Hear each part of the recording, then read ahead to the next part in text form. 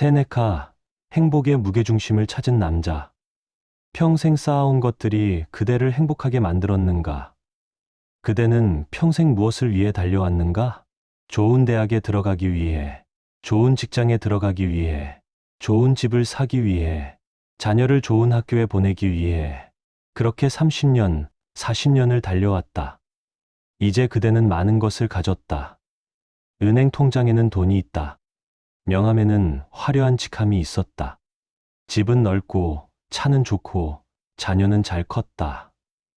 하지만 그대에게 묻고 싶다. 그대는 지금 행복한가? 아침에 눈을 뜰 때 설레는가? 저녁에 잠들 때 만족스러운가? 아마도 그렇지 않을 것이다. 오히려 이런 생각이 들 것이다. 이게 다인가? 통장에는 돈이 있지만 건강검진 결과지를 혼자 본다. 명함은 화려했지만 은퇴 후 연락 오는 사람이 없다. 자녀를 위해 희생했지만 자녀는 각자의 삶을 산다. 넓은 집에 있지만 그 안은 텅 비어 있다. 그대는 많은 것을 가졌지만 공허하다. 이것이 바로 요즘 실버 세대가 마주하는 진실이다. 외부의 것들은 그대를 행복하게 만들지 못한다. 서기 65년 로마. 한 남자가 욕조에 앉아 있었다. 그의 손목에서 피가 흘러나왔다. 네로 황제의 명령. 세네카, 스스로 목숨을 끊어라. 그는 로마 제국, 권력의 2인자였다. 황제의 스승이자 최고의 철학자, 막대한 부와 명예를 가진 남자. 하지만 이제 죽음을 명령받았다. 주변 사람들은 울고 있었다. 그의 아내 파울리나도 함께 죽겠다며 손목을 그었다. 하지만 세네카는 조용히 웃으며 말했다. 울지 마라. 나는 이미 자유로웠다. 이 죽음도 내 것이다. 그리고 그는 평온하게 눈을 감았다. 어떻게 죽음 앞에서 웃을 수 있었을까? 어떻게 모든 것을 잃는 순간에 자유롭다고 말할 수 있었을까? 그는 이미 알고 있었다. 진짜 행복의 중심이 어디에 있는지. 오늘 나는 그대에게 그 이야기를 들려주려 한다. 세네카가 평생에 걸쳐 깨달은 것. 행복의 무게중심은 그대밖에 아니라 안에 있다는 것을. 모든 것을 가진 남자의 불행. 기원전 4년, 스페인의 작은 도시 코르도바에서 한 아이가 태어났다. 그의 이름은 루키우스 안나이우스 세네카. 아버지는 유명한 웅변가였다. 부유한 집안이었다. 하지만 세네카는 병약한 아이였다. 어린 시절부터 천식에 시달렸다. 숨을 쉴 때마다 가슴이 조였다. 밤마다 기침으로 잠을 이루지 못했다. 그는 일기에 이렇게 썼다. 나는 매일 죽음과 마주한다. 숨을 쉬는 것조차 고통이다. 아버지는 그에게 기대를 걸었다. 내가 로마의 위대한 웅변가가 되어라. 내가 우리 가문의 영광이 되어라. 세네카는 아버지의 기대를 저버리지 않았다. 로마로 가서 수사학을 배웠다. 철학을 공부했다. 스토아 철학에 매료되었다. 25세, 그는 로마의 법정에 섰다. 그의 웅변은 사람들을 사로잡았다. 논리는 날카로웠고 언변은 유려했다. 곧 그는 로마 원로원의 의원이 되었다. 권력의 세계로 들어간 것이다. 하지만 그의 인생은 순탄하지 않았다. 서기 41년, 황제 클라우디우스의 아내 메살리나가 그를 질투했다. 세네카가 황제의 조카 율리아와 간통했다는 누명을 씌웠다. 증거도 없었다. 재판도 없었다. 황제의 명령 하나로 그는 추방되었다. 코르시카 섬, 지중해의 작은 외딴 섬, 로마에서 가장 먼 곳. 척박하고 황량한 땅. 41년 겨울, 세네카는 그 섬에 도착했다. 차가운 바람이 불었다. 파도 소리만 들렸다. 그는 로마의 화려한 궁전에서 이 황무지로 떨어졌다. 권력도, 명예도, 친구도 모두 잃었다. 그는 어머니에게 편지를 썼다. 나는 모든 것을 잃었습니다. 로마의 빛나는 삶이 한순간에 사라졌습니다. 이 섬에는 아무것도 없습니다. 나무도, 사람도, 희망도. 첫 번째 겨울이 가장 고통스러웠다. 그는 매일 로마를 그리워했다. 원로원의 토론을, 친구들과의 연애를, 서재의 책들을. 그 모든 것이 사라졌다. 하지만 시간이 흐르며 이상한 일이 일어났다. 3년째 되는 해봄, 세네카는 섬의 바닷가를 걷고 있었다. 파도가 밀려왔다 밀려갔다. 해가 지고 있었다. 그는 문득 깨달았다. 나는 로마에서 자유로웠는가? 아니다. 나는 권력의 노예였다. 명예의 노예였다. 타인의 시선의 노예였다. 하지만 지금 이 섬에서 나는 비로소 나 자신과 마주하고 있다. 그는 그날부터 글을 쓰기 시작했다. 추방의 고통에 대해, 삶의 의미에 대해, 행복의 본질에 대해. 8년 동안 그는 코르시카 섬에서 살았다. 그 8년이 그를 바꿨다. 그는 편지에 이렇게 썼다. 추방은 불행이 아니었다. 추방은 깨달음이었다. 나는 로마에서 모든 것을 가졌지만 아무것도 갖지 못했다. 이 섬에서 나는 아무것도 갖지 못했지만 모든 것을 얻었다. 49년, 극적인 소식이 왔다. 새로운 황후 아그리피나가 그를 로마로 불렀다. 그녀의 아들 네로의 교육을 맡아달라는 것이었다. 세네카는 로마로 돌아왔다. 8년 만이었다. 그는 12세 소년 네로를 만났다. 총명하지만 불안정한 아이. 세네카는 그에게 철학을 가르쳤다. 권력은 책임이다. 황제는 백성을 위해 존재한다. 자비와 정의로 다스려라. 54년, 네로가 17세의 황제가 되었다. 세네카는 그의 최고 고문이 되었다. 로마 제국의 실질적인 권력자. 초기 5년은 네로의 황금기라 불렸다. 세네카가 설계한 정책들이 펼쳐졌다. 세금을 낮추고 재판을 공정하게 하고 원로원을 존중했다. 로마는 번영했다. 세네카는 다시 한번 정점에 섰다. 권력도 명예도 부도 모두 그의 것이었다.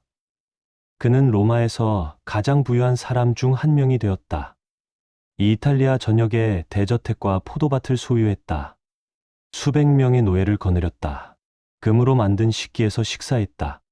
사람들은 그를 부러워했다. 세네카는 모든 것을 가진 남자다. 하지만 세네카 자신은 알고 있었다. 그는 일기에 이렇게 썼다. 나는 부유하지만 자유롭지 않다. 나는 권력을 가졌지만 평화롭지 않다. 나는 명예를 얻었지만 존중받지 못한다.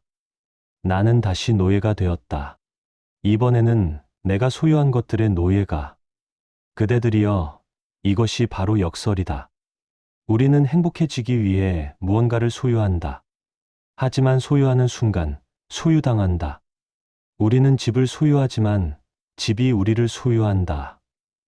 우리는 명예를 소유하지만 명예가 우리를 소유한다. 우리는 권력을 소유하지만 권력이 우리를 소유한다. 세네카는 이것을 깨달았다. 그는 50대가 되어서야 비로소 이해했다. 진짜 행복의 중심은 외부가 아니라 내부에 있다는 것을. 중심을 옮기다. 59년. 네로가 변하기 시작했다. 어머니 아그리피나를 살해했다. 세네카는 충격을 받았다. 자신이 가르친 학생이 괴물이 되어가고 있었다. 네로는 점점 더 잔인해졌다. 로마를 불태우고 기독교인을 박해하고 원로원을 무시했다. 세네카는 간언했다. 폐하, 이것은 폭정입니다. 백성이 고통받고 있습니다. 하지만 네로는 듣지 않았다. 오히려 세네카를 경계하기 시작했다. 늙은 스승이 나를 통제하려 한다. 세네카는 알았다. 자신의 시간이 얼마 남지 않았다는 것을. 62년, 세네카는 중대한 결정을 내렸다. 그는 네로를 찾아갔다. 폐하, 저는 이제 물러나고자 합니다. 제가 모은 모든 재산을 폐하께 돌려드리겠습니다. 대저택도, 포도밭도, 금도, 은도 모두. 저는 이제 조용히 살고 싶습니다. 네로는 표면적으로는 거절했다. 스승님, 어찌 그러실 수 있습니까? 스승님은 제게 필요한 분입니다. 하지만 세네카는 알고 있었다. 네로는 내심 기뻐하고 있다는 것을. 세네카는 서서히 궁정에서 물러났다. 로마 외곽의 작은 별장으로 은퇴했다. 그 별장은 그의 다른 대저택들에 비하면 초라했다. 방은 몇 개 없었고 정원은 작았고 하인은 단 몇 명이었다. 하지만 세네카는 처음으로 평화를 느꼈다. 그는 제자 루킬리우스에게 편지를 썼다. 친애하는 루킬리우스, 나는 이제야 살기 시작했다. 60년을 살았지만 진짜로 산 것은 이제부터다. 그는 매일 아침 같은 일과를 반복했다. 새벽 5시에 일어났다. 창문을 열고 신선한 공기를 마셨다. 명상을 했다. 30분 동안 그는 아무 생각도 하지 않으려 했다. 그저 숨을 쉬고 새소리를 듣고 바람을 느꼈다. 아침 식사는 검소했다. 빵 한 조각, 올리브 몇 개, 물 한 잔. 예전에는 금접시에 산해진미가 차려졌었다. 하지만 이제 그는 나무 접시에 검소한 음식을 먹었다. 그는 놀라운 것을 발견했다. 음식의 맛은 접시가 아니라 배고픔에서 온다. 오전에는 글을 썼다. 도덕 서간집, 제자 루킬리우스에게 보내는 편지 형식의 철학서. 그는 매일 한 통씩 편지를 썼다. 124통의 편지. 그 편지들은 지금도 남아있다. 2000년이 지난 지금도 사람들은 그 편지를 읽는다. 오후에는 산책했다. 별장 주변의 작은 길을 혼자서 천천히. 예전에는 노예들이 가마를 메고 다녔다. 하지만 이제 그는 두 발로 걸었다. 그는 걸으며 생각했다. 진짜 자유는 무엇인가? 진짜 행복은 무엇인가? 저녁에는 몇 명의 친구를 만났다. 많지 않았다. 서너 명. 그들과 포도주를 마시며 철학을 이야기했다. 예전에는 수백 명이 참석하는 연회를 열었다. 하지만 그 연회에서 그는 외로웠다. 이제 단 몇 명과 나누는 대화에서 그는 충만했다. 밤에는 일기를 썼다. 오늘 나는 무엇을 배웠는가? 오늘 나는 어떤 사람이었는가? 오늘 나는 죽어도 후회 없는가? 어느 겨울밤, 세네카는 서재에 홀로 앉아 있었다. 촛불 하나만 켜져 있었다. 창밖으로 멀리 로마의 궁전이 보였다. 불빛이 환했다. 축제가 벌어지고 있었다. 네로의 생일 연회였다. 수천 명이 모여 춤추고 노래하고 있었다. 예전의 세네카라면 그 자리에 있었을 것이다. 권력의 중심에. 하지만 지금 그는 이 조용한 서재에 있었다. 그는 문득 깨달았다. 나는 지금 더 행복하다. 저 화려한 궁전보다 이 작은 서재가 더 평화롭다. 수천 명의 박수보다 이 고요한 침묵이 더 소중하다. 그는 한 장의 양피지를 꺼냈다. 그리고 떨리는 손으로 썼다. 행복은 밖에 있지 않다. 행복은 안에 있다. 사람은 자신의 중심을 잘못 잡으면 평생 흔들린다. 행복의 무게중심은 그대 밖이 아니라 안에 있다. 그 순간 그는 미소 지었다. 60년을 살아 비로소 깨달은 진실. 그는 평생 외부를 추구했다. 부를 쌓고 권력을 얻고 명예를 누렸다. 하지만 그 모든 것이 그를 행복하게 만들지 못했다. 오히려 그를 노예로 만들었다. 지금 그는 거의 아무것도 갖지 못했다. 작은 별장, 검소한 식사, 몇 권의 책. 하지만 그는 비로소 자유로웠다. 행복의 중심을 외부에서 내부로 옮겼기 때문이다. 잠깐, 그대들이여. 지금 이 순간, 이 이야기를 듣고 있는 그대에게 묻고 싶다. 그대의 행복의 중심은 어디에 있는가? 아직도 외부에 있는가? 통장 잔고에? 타인의 인정에? 자녀의 성공에? 만약 그렇다면 그대는 평생 흔들릴 것이다. 왜냐하면 외부의 것은 언제든 사라질 수 있기 때문이다. 돈은 잃을 수 있고, 인정은 변할 수 있고, 성공은 무너질 수 있다. 하지만 내부의 것은 아무도 빼앗을 수 없다. 그대의 평온함을, 그대의 지혜를, 그대의 중심을. 세네카는 이것을 깨달았다. 그리고 마지막 3년을 가장 행복하게 살았다. 죽음 앞에서도 자유로운 자. 65년 봄, 로마의 음모가 일어났다. 원로원 의원들이 네로를 암살하려는 계획을 세웠다. 피소의 음모라 불리는 사건이었다. 하지만 계획은 사전에 발각되었다. 네로는 분노했다. 관련자들을 모두 처형했다. 그리고 세네카의 이름도 거론되었다. 세네카는 음모에 참여하지 않았다. 증거도 없었다. 하지만 네로는 이미 결심했다. 늙은 스승을 제거할 기회였다. 4월 어느 날 저녁, 세네카는 아내 파울리나 그리고 2명의 친구와 함께 저녁 식사를 하고 있었다. 갑자기 군인들이 들이닥쳤다. 세네카, 황제의 명령이다. 스스로 목숨을 끊어라. 방안이 얼어붙었다. 파울리나가 비명을 질렀다. 친구들은 창백해졌다. 하지만 세네카는 조용했다. 그는 천천히 고개를 들어 군인을 바라보았다. 그리고 물었다. 이유는? 황제를 모반하려 했다는 혐의다. 세네카는 고개를 저었다. 나는 그런 적이 없다. 하지만 상관없다. 나는 이미 준비되어 있다. 그는 친구들을 돌아보았다. 울지 마라. 나는 이 순간을 평생 준비해왔다. 철학이란 죽음을 연습하는 것 아니던가. 그는 아내의 손을 잡았다. 파울리나, 당신은 살아야 한다. 나를 기억하되 슬퍼하지는 마라. 하지만 파울리나는 고개를 저었다. 눈물을 흘리며 말했다. 저도 함께 가겠습니다. 당신 없이 사는 것은 의미가 없습니다. 그녀도 칼을 들어 손목을 그었다. 세네카는 놀라며 그녀를 안았다. 안 돼. 당신은 살아야 해. 하인들이 급히 그녀의 상처를 막았다. 피는 멈췄다. 그녀는 목숨을 건졌다. 세네카는 안도의 한숨을 쉬었다. 그리고 욕조로 향해 했다. 로마의 전통적인 자결 방식이었다. 손목을 그어 따뜻한 물에 담그면 고통 없이 죽을 수 있었다. 세네카는 욕조에 앉았다. 67세 노인의 몸. 병약했던 어린 시절부터 그를 괴롭힌 천식. 권력의 무게를 견뎌온 어깨. 추방의 고통을 겪은 마음. 그 모든 것이 이제 끝나는 순간이었다. 그는 칼을 들었다. 그리고 손목을 그었다. 피가 흘러나왔다. 친구들은 울고 있었다. 하지만 세네카는 웃고 있었다. 왜 우는가? 나는 지금 자유로워지고 있다. 네로는 내 몸을 죽일 수 있지만 내 영혼은 죽일 수 없다. 나는 이미 오래전에 자유로웠다. 이 죽음도 내 것이다. 그는 천천히 말을 이어갔다. 피는 계속 흘렀지만 그의 목소리는 또렷했다. 나는 평생 외부의 것을 추구했다. 하지만 그 모든 것이 나를 속박했다. 진짜 자유는 내면에 있었다. 진짜 행복은 소유가 아니라 존재에 있었다. 그는 눈을 감았다. 그리고 마지막 말을 남겼다. 나는 준비되었다.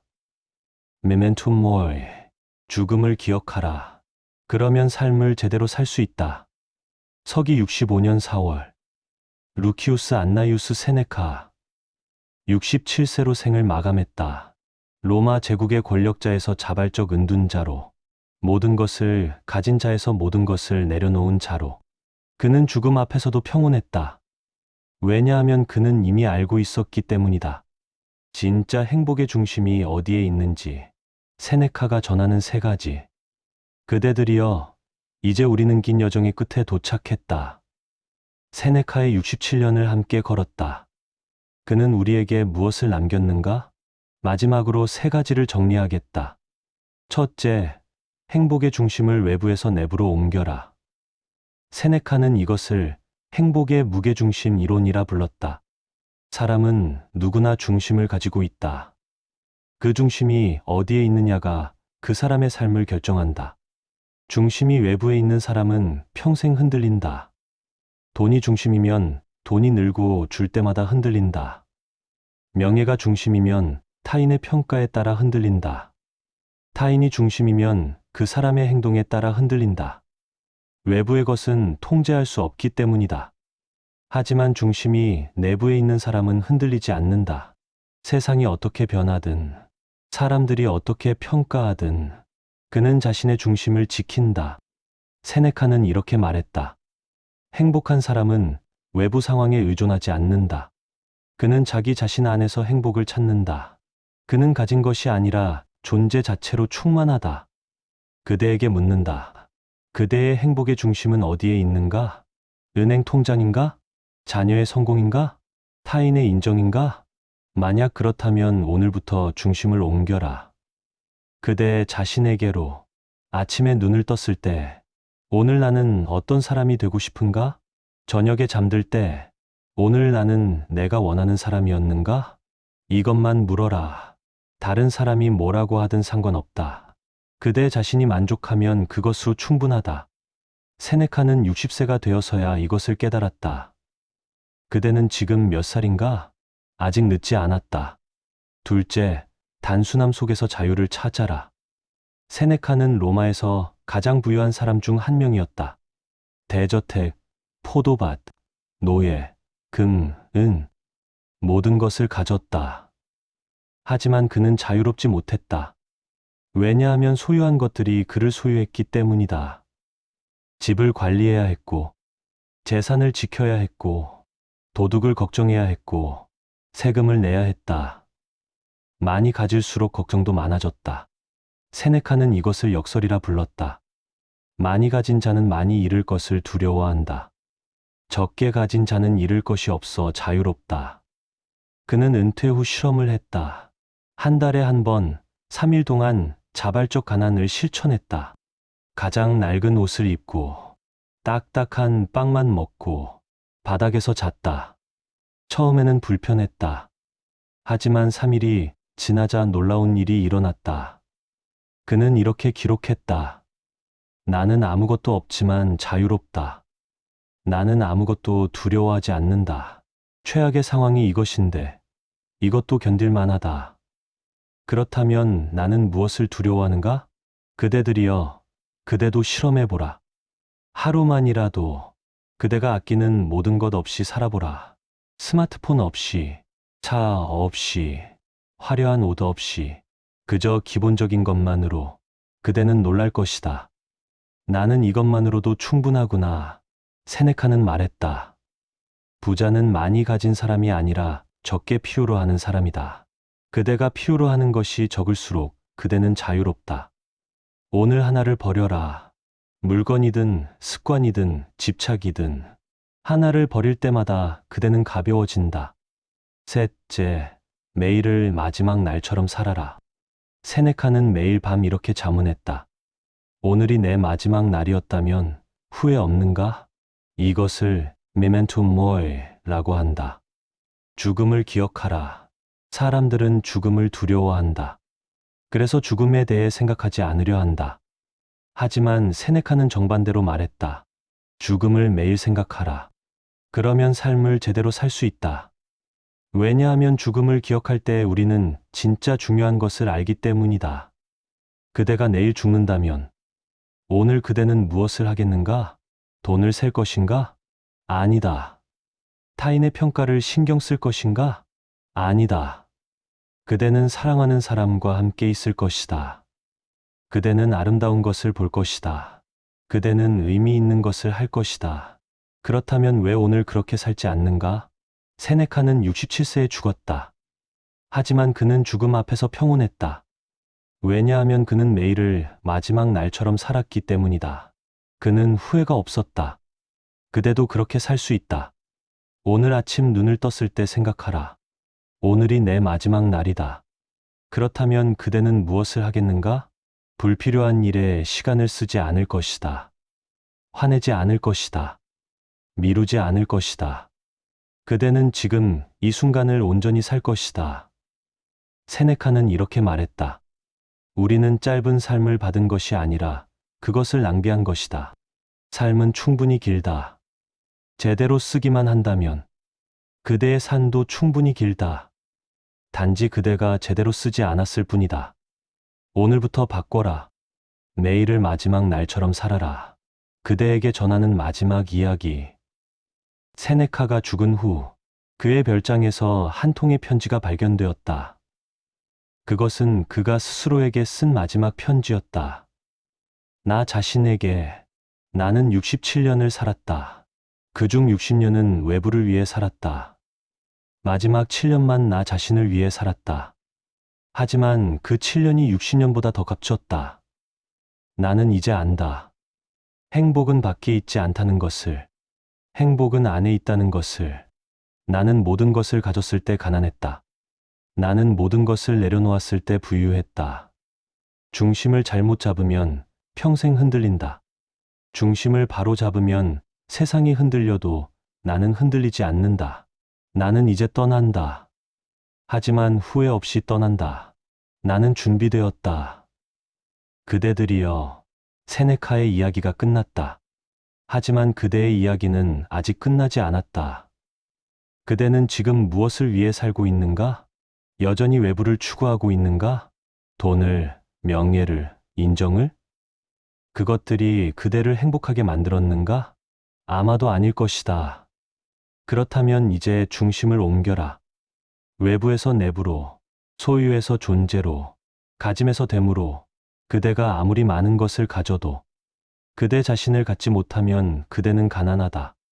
반대로 그대가 아무것도 갖지 못해도 그대 자신을 가진다면 그대는 부유하다. 세네카는 그것을 깨달았다. 60세가 되어서야. 그대는 지금 몇 살인가? 아직 늦지 않았다. 아니, 이제부터가 진짜 시작이다. 오늘부터 실천하라. 하나, 아침에 10분 아무것도 하지 않고 앉아 있어라. 생각하지 말라. 계획하지 말라. 그저 숨을 쉬어라. 그대 자신과 마주하라. 그 10분이 그대의 중심을 바로 잡을 것이다. 둘, 그대가 진짜 원하는 것이 무엇인지 물어라. 세상이 원하는 것이 아니라, 타인이 원하는 것이 아니라, 그대 자신이 진짜 원하는 것. 그것이 무엇인지 찾아라. 그리고 그것을 위해 살아라. 셋, 하나를 버려라. 오늘 하나를 버려라. 물건이든 관계든 집착이든 하나를 버릴 때마다 그대는 가벼워진다. 버리는 것이 쌓는 것보다 어렵다. 하지만 버려야 진짜 중요한 것이 보인다. 그대들이여, 세네카는 권력의 정점에서도 불행했다. 하지만 작은 별장에서는 행복했다. 무엇이 달라졌는가? 외부가 아니라 내부가 달라졌다. 그는 중심을 옮겼다. 그대도 중심을 옮겨라. 그러면 그대의 삶이 달라질 것이다. 세상이 변하지 않아도 그대가 변하면 세상이 달라 보인다. 그대의 여정을 응원한다. 그대의 중심을 믿는다. 소유하되 집착하지 않는 조용한 위로는 언제나 그대 곁에 있다.